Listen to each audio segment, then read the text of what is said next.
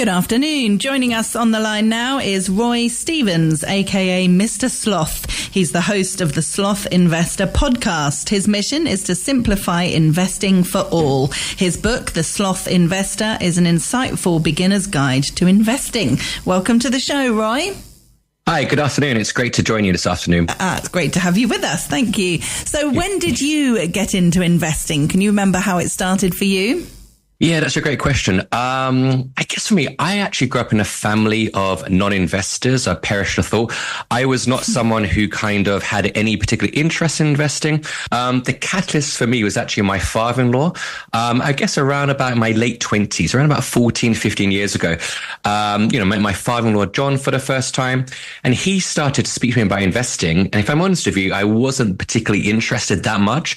And then I guess gradually he started to weigh me down again and again. And I became a lot more interested. So that was one key catalyst. And I guess another key catalyst was reading a book by a former international school teacher called Andrew Hallam called Millionaire Teacher.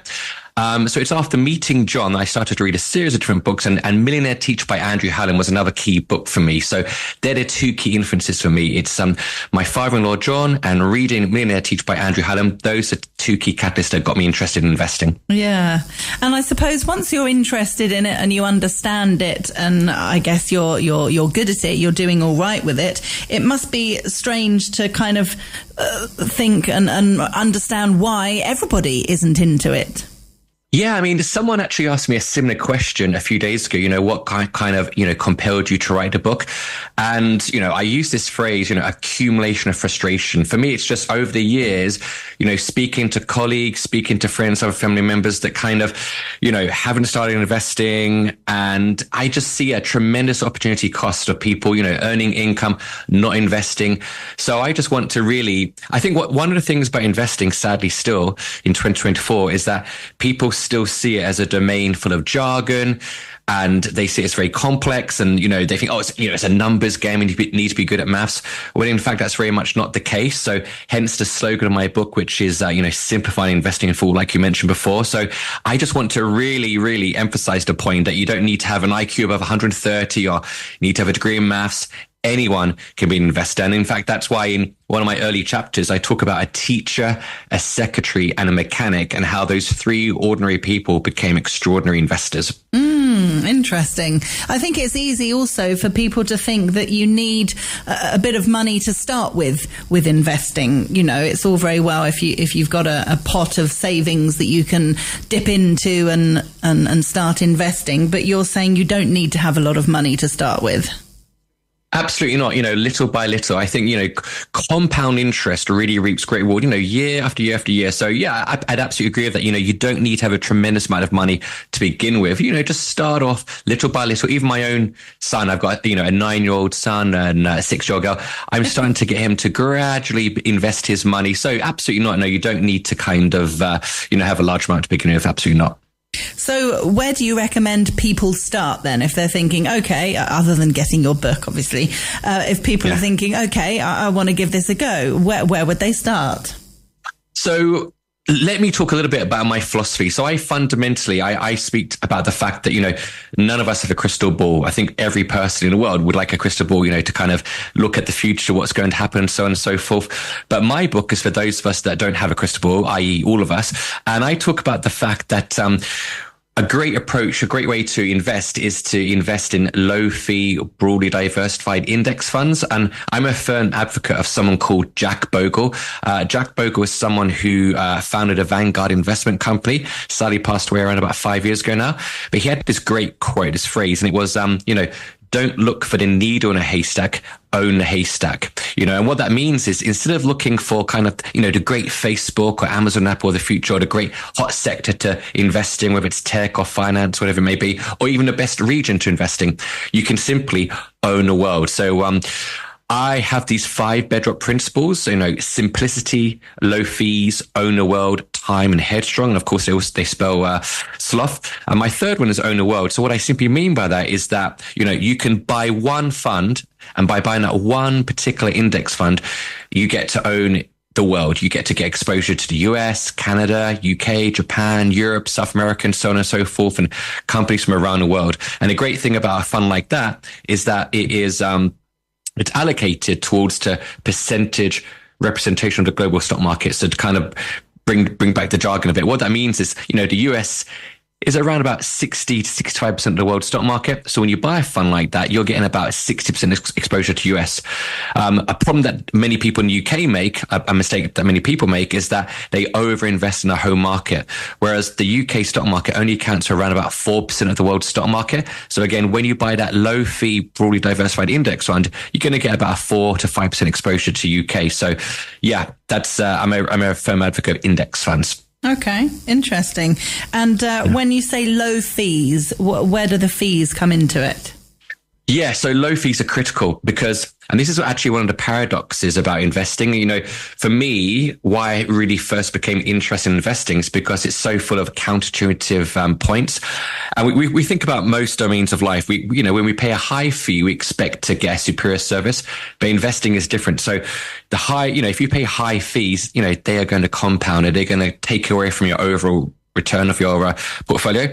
So the great thing about index funds by Vanguard, and there are many other providers as well, but I'm a particular fan of Vanguard, is that you're going to pay very low fees. So every month when I get paid, I then, allocate a percentage of my salary to buying a low fee, globally diversified index fund on the London Stock Exchange. And it's around about 0.2%. Investors in the States pay even lower fees. I think it's something like 0.1, maybe 0.08%. So that's the great thing about Vanguard. It's just you pay incredibly low fees. And of course, it makes sense because if you're simply investing in one fund, which is globally diversified, then naturally what follows on from that is that, it should be low fees. So yeah, low fees, my second bedrock principle, and they're key.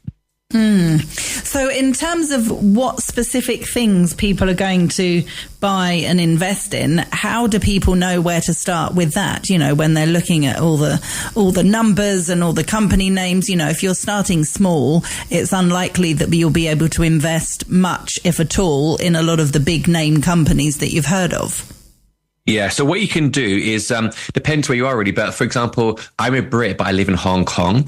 So I use a brokerage called Interactive Brokers. And what I can do, I can use my brokerage to simply buy that one index fund. And in the index fund, I get exposure to the, great companies of today, Amazon, Apple, Microsoft, Tesla, Nvidia, MasterCard, Visa, and so on and so forth. So you don't need to worry about, one share of Apple costs $200 or, that share of Disney is, $105. You don't need to worry about that because when you buy an index fund, you get exposure to around about 3,500 companies. So this is companies in the US, Canada, Japan, and so on. So it really is. Again, this goes back to my slogan, simplify investing for all. You don't need to worry about buying, this fund or that fund or this stock or that stock or whether to invest in the tech sector or the finance sector.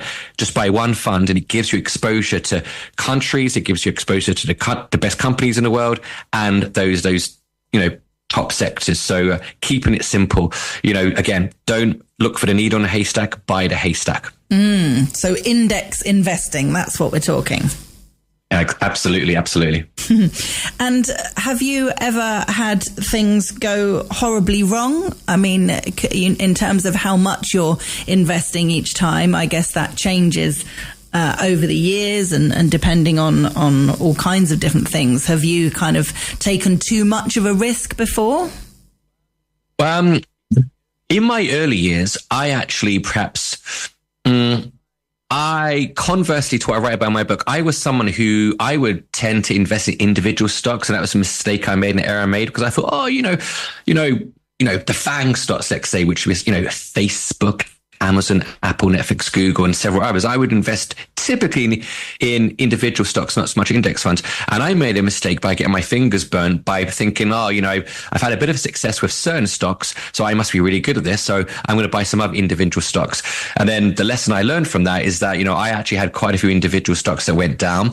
And that taught me a serious lesson, which was to kind of, not think I'm some, stock picking guru and to simply keep it simple and buy one fund that, owns the great companies from around the world.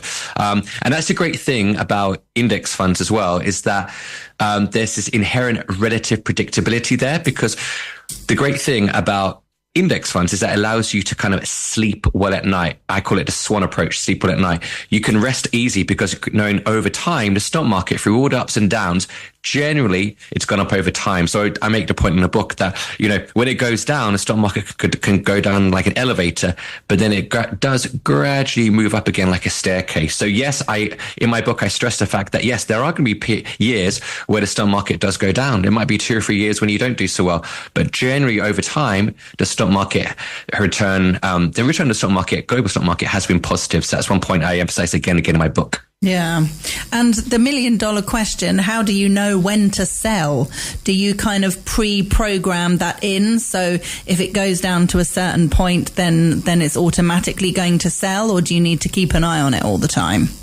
Here's something I would say about this. So Charlie Munger was Warren Buffett's kind of partner. He passed away at the end of last year, sadly. And he had this great phrase. He would say, the first rule of compounding is not to stop it unnecessarily. So I'm investing for decades, not days. I'm not worried about where the stock market goes in the next 6 months. I'm investing for decades. I'm 41 years old now, and this is one thing I want to stress. This is why my investing spirit animal is the sloth. It's not about selling. It's about, holding your, portfolio through thick and thin, inactivities all of the day. So that's essentially what I want to communicate to people, to my readers, is that to kind of get away from this mindset of selling, but just simply keep buying through thick and thin. And yes, as you approach retirement, or as you're in retirement, you'll want to sell part of your portfolio. But again, something I stress is that, you want to remain invested for the entirety of your life. I think there's a mistake that some people make, is they think when they retire, whether it's at 60 or 65, I must sell all of my portfolio. Well, that's it's a big mistake, because then you're stopping the compounding. Keep investing through thick and thin. And it's not about selling. If, less is more, inactivity. Yeah. You kind of answered it there, but I was going to ask you where the sloth came from. Yeah. So the sloth really came from when I became really interested in investing. I read every book I could. I read shareholder letters from Warren Buffett. So Warren Buffett's got this great quote that he wrote about in his 1990 shareholder letter. And he states, lethargy bordering on sloth remains the cornerstone of our investment style. So again, for the layperson, what that simply means is that, it's easy to make a mistake when you're constantly analyzing your portfolio, which stock to buy, which stock to sell, and so on and so forth. So that analysis paralysis inevitably leads to mistakes. And just to make one final point, there was a great study many years ago by Fidelity, an investment management company, and they looked into their most successful investors. And what they found was fascinating. They actually found that their most successful investors were either those that had forgotten about their portfolio or those who had passed away. So again, that just speaks to the importance of a less is more inactive approach to investing. It really does. Yeah, that's fascinating. Well, if people want to learn more, they should definitely get a copy of The Sloth Investor. It's available on our website, tre.radio, and it's by Roy Stevens, aka Mr. Sloth. Thank you very much for joining us. It's a pleasure. Thanks for having me.